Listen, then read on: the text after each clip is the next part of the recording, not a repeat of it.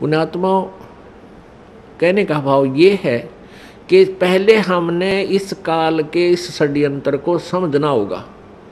फिर षड्यंत्र समझ में आने के बाद फिर क्या है कि जैसे यहाँ कोई भी आपका बेटा है, बेटी है, माता है, पिता, बहन, भाई है, ये सभी अपने हैं।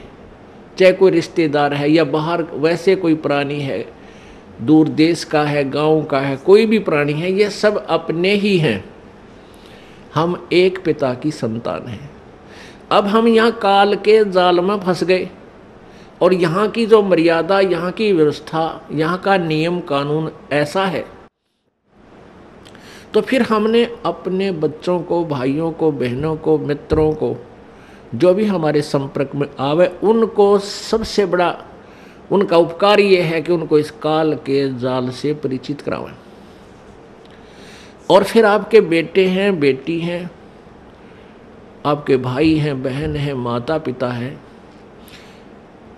इनकी हमने सेवा करनी है। इनका जैसे भी हमारा इनको रोल है, इनके प्रति जो कर्तव्य है, वो हमने भगवान से डर कर उसको पूरा भी करना है, क्योंकि ये सभी परमात्मा के बच्चे हैं और यहाँ सभी दुखी हैं। अब जैसे माता पिता जो बूढ़े हो जाते हैं, असहाय हो जाते हैं, अब उनकी सेवा करना आपका परम कर्तव्य बना है। क्योंकि माता पिता जब बच्चा या बेटा या बेटी उत्पन्न होती है, बेटी उत्पन्न होती है, उसका तो उद्देश्य पता होता है, ये तो पराई होनी है, उसको भी प्यार से पालता है, अपने सीने से लगाकर, ऐसा नहीं, क्योंकि उसको ये मालूम है कि हमें भी कोई ऐसे एक पाल कर एक बेटी देगा। और उसका मुख्य उद्देश्य बेटे के ऊपर रहता है कि बेटा बड़ा होगा, पुत्र वधू आवेगी और हम बूढ़े हो जाएंगे, हमें हमारी सेवा करेंगे, हमें बैठों को खाना देंगे, उंगली पकड़ कर इधर उधर हमें ले जाया करेंगे। तो इस उद्देश्य से वो बच्चों की परवरिश करता है, इस उमंग से रात देखता ना दिन देखता। तो जब वो बूढ़े हो जाते हैं तो वो डिजर्व करते हैं आपसे वो सेवा, और आप वो कर नहीं पाते।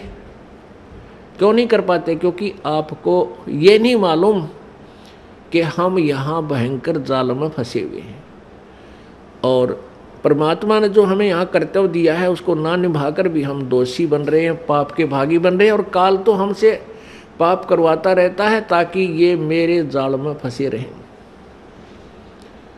तो हमने परमात्मा के विधान से परिचित होकर इन सब नातों का जो भी आपकी भूमिका है, जो भी आपका रोल दिया है, उसको निभाना है। बच्चों का पालन पोषण भी आपने बड़ी प्यार से करना है, ऐसे ढंग से करना है कि मालिक के बच्चे हैं और माता पिता भी मालिक के बच्चे हैं। आपकी ड्यूटी है बुढ़ापे में इनकी सेवा करना, इनको प्यार दे। बूढ़ा आदमी प्यार का भूखा होता है, प्यार तो बोल पड़े बस उसने, वो भूखा भी रह जाएगा। उसको पता है कि तेरी स्टेज ऐसी होगी, जो मिल जाए वो खा ले, चुप करके नखरे मत करे। और नहीं करते हैं जो समझदार होते हैं, तो उनको प्यार से ही बोल पड़ो, इतना ही काफ़ी होता है। कोई वस्तु की चाह करते हैं तो तुरंत हाँ अवश्य करेंगे, माता पिताजी अभी करते हैं, चाहे 2 दिन लेट भी हो जाए पर बोला राजी, इतने में खुश हो जाया करें। और जब बच्चे हैं आपके, तो बच्चों का भी आपने पालन पोषण करना इस दृष्टिकोण से चाहिए कि तेरे ये भगवान के बालक हैं, उस सच्चे मालिक के बच्चे हैं और हमारी ड्यूटी दे दी, हम इनके सेवक हैं। जैसे एक नौकरानी रखी जाती है, घर पे नौकरानी रखी जाती है और उसकी ड्यूटी लगा दी कि इस पुत्र की या पुत्री की, बेटा और बेटी है मेरी, उस मालिक ने नौकर रख ली और इनकी ड्यूटी लगा दी, उनका पैसा दे दिया कि ये इनका सामान है, इसको खाना खिलाना है, कपड़े पहनाने हैं, इस प्रकार इनको नहलाना धोना है और स्कूल छोड़ के आना है, विद्यालय ले जाना है और लाना है। अब वो बहन, वो नौकरानी या नौकर उस मालिक के बच्चे जान के उन बच्चों की अपने बच्चों से भी ज़्यादा केयर टेक करता है। और जब उसको निकाल दिया जाता है, नौकरी से निकाल दिया जाता है, तो मुड़ के नहीं देखता फिर उन बच्चों की तरफ। और जब तक वो नौकर रहता है, उनकी सेवा की ड्यूटी है, वो बहुत चिंतित रहता है कि मालिक गुस्सा ना हो जा, इनकी कोई सेवा में फर्क रह जा, कोई कमी ना आ जा, त्रुटि ना रहे। एक समय ये दास सर्विस करता था जब जेई की पोस्ट पे, जहाँ हमारा कार्यालय था उससे 2 मकान छोड़कर एक बड़े साहूकार सेठ का मकान था। उसकी एक बेटी थी, वो ज़्यादा से ज़्यादा 8-7 वर्ष की होगी, पहली या द्वितीय कक्षा में वो पढ़ती थी। और उस लड़की का विद्यालय वहाँ से ज़्यादा 1000 फुट होगा, 1000-1500 फुट की दूरी पर था।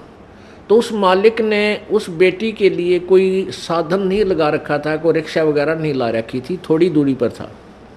उस नौकरानी से कह रखा था कि आप इसको सुबह छोड़ आना, नवा धवा के, कपड़े ड्रेस पहना के, और जब इसकी छुट्टी हो ले आना।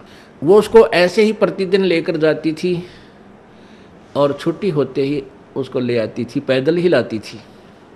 गर्मियों के दिन, ये मई का महीना, उसने एक छोटी सी छाता ले रखा उस नौकरानी ने, स्वयं तो धूप में, और उस छोटी सी बच्ची के ऊपर छाता लिए हुए, और वो धूप में आ रही है, उस बच्ची पर, मालिक की बेटी पर छाता किए हुए है और लेकर आ रही है।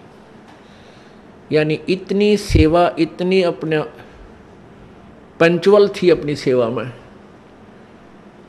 और जब उसको नौकरी से निकाल दिया, फिर उसने उधर झांक कर भी नहीं देखा कि मेरी ड्यूटी अभी तक थी और इतना कर्तव्य था, ये मैंने ठीक निभाया। तो पुण्यात्माओं, इसी प्रकार आपके बच्चे हैं, बेटा बेटी हैं, ये प्रभु के बच्चे हैं, आपको इनका सेवक लगा रखा है। इस दृष्टिकोण से इनका पूरा कर्तव्य करो। अपने कर्तव्य कर्म को करते हुए प्रभु की याद भूल नहीं पड़नी चाहिए। और जब यहाँ से जाने का समय आएगा, नौकरी से आपको निकालेंगे, आपके मन में अगर हृदय से ये बात होगी कि मेरा बेटा नहीं है, मेरी बेटी नहीं है, ये मालिक के बच्चे हैं, ठीक है, नाता कुछ भी जोड़ दिया हमारा है, सामाजिक नाता भी बेटा बेटी का है, लेकिन ये मालिक के, वास्तव में परमात्मा के बच्चे हैं। और जब हम चलेंगे यहाँ से छोड़कर, तो हमारी ममता इनमें नहीं हो सकती। यदि हम इस ज्ञान आधार से सोचेंगे, और यदि हम उस पशु की तरह उस पुतले को अपना माने बैठे रहेंगे, तो धक्के उसके पीछे पीछे धक्के खाते ही रहेंगे। मान ले आपकी मृत्यु होने लगी, ये आध्यात्मिक तत्व ज्ञान है पुण्यात्माओं, जो तुमने यहाँ से पीछा छुटवाना है। यदि आपको ये ज्ञान हुआ नहीं, भक्ति कर रहे हो, सुख भी देगा भगवान, आपके दुख भी दूर करेगा, आपको धन भी देगा, बहुत सुख कर देगा, और इस ज्ञान की भूल पड़ते ही आपको यहीं फंसा लेगा। आपकी मृत्यु होने लगी, आपके पास कोई बेटा या बेटी आकर रोने लग जाएगा, आपकी ममता उसके उधर फंस जाएगी, क्या होगा मेरे बच्चे का, कौन संभालेगा इसको। और फिर मृत्यु होगी तो आपकी आस्था उस बेटा या बेटी में रह गई। मृत्यु होकर के फिर वहीं कुतिया आकर बन जा मनमाने उसी गली में, या कुत्ता बन गया, उड़े सैर सपट्टे करता रहेगा। फिर बेटे भी ना मिलने, ना बेटियां दौड़ बैठ सकता। एक परिवार ने खीर बनाई थी, खीर का पात्र था, उसमें सर्फ पड़ गया, पड़ते ही वो मर गया, अंदर बैठ गया नीचे। वहाँ उनकी एक पालतू कुत्ती थी, मतलब जैसे वह वैसे पाली हुई नहीं थी, गली में घूमती फिरती, आ जाती, बैठ जाती, उसको रोटी राटी डाल देती, वो वहाँ बैठ जाती थी। तो उसने क्या किया, वो सारी खीर पंजे के साथ खिंडा दी, वह डाल दी, नीचे डाल दी। उधर से घरवाला ने देखा कि इसने तो भाई कमाल कर दिया, आज तक ये ऐसी गलती नहीं करती थी, आज तक इसने बड़े बड़ाए भोजन का नाश कर दिया। उसका तुम्हारा लठ, वह तो गई ट्या ट्या करती। फिर वो खीर को संभालने लगे, बाहर नीचे पड़ी थी, वो तो पड़ी थी, अंदर झांक कर देखा उसमें कितनी बच रही है, उसमें काला सांप, सर्प अंदर पड़ा। और फिर उस पूरे परिवार ने खुशी मनाई को हो, इस कुतिया ने तो हमारा परिवार बचा दिया। फिर उसने ल्याव पकड़ कर वो आगे न बाजा के उधर लठला गिरा। फिर किसी से पूछा, भाई ये कोई वैसे ही कोई मौत होती है? एक व्यक्ति आ गया जो थोड़ी बहुत भविष्य की या बैक की जाने था। उससे पूछने लग गया कि ये क्या कारण है, इसने आदमी भी नहीं कर सकता ऐसा काम कर दिया इस कुतिया ने। तो उसने बताया तेरी दादी थी या तेरी दादी थी पहले हैं, और इसकी आस्था भैया मरन लगे जब थारे में रहेगी या कुतिया बन गई। और अच्छी पुण्यात्मा थी, पहले भी दयालु थी, और जो तुरंत मनुष्य जोनी से पशु जोनी माता है उसमें थोड़ी बहुत लक्षण अच्छे होते हैं। जैसे कई कुत्ते हैं बड़े समझदार मनुष्यों की तरह ही सारे काम कर देते हैं, वो तुरंत मनुष्य जोनी से आए हुए होते हैं। तो पुण्यात्मा फिर आप वहाँ कुत्ते बन का बैठोगे। तो अध्यात्म यदि आपने इस विद्यालय में प्रवेश पाया है, पहले इसका उद्देश्य समझ लेना।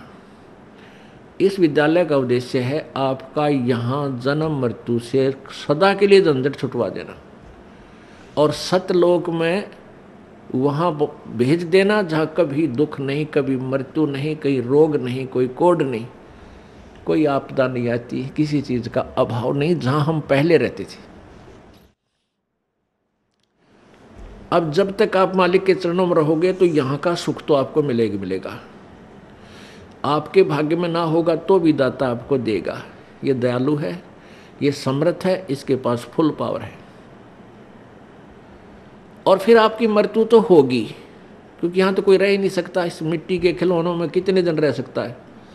हजार वर्ष तक भी जीवित रह कर देख लिया ऋषियों ने अपनी अटकलों से, आखिर में फिर मृत्यु हुई।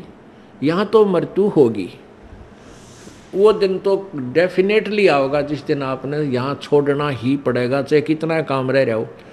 आज जो स्थिति आपकी है, यदि आप इसको अभी से सेट करके चलोगे कि परमात्मा आपकी इच्छा कभी ले चलियो, यदि आपने मोक्ष उद्देश्य रखना है, उसमें फिर अग्रम अग्रम नहीं रखनी कि यूँ काम रह गया, ऐसा नहीं हुआ, भगवान इतना और हो जाता फिर काम बढ़े, नहीं।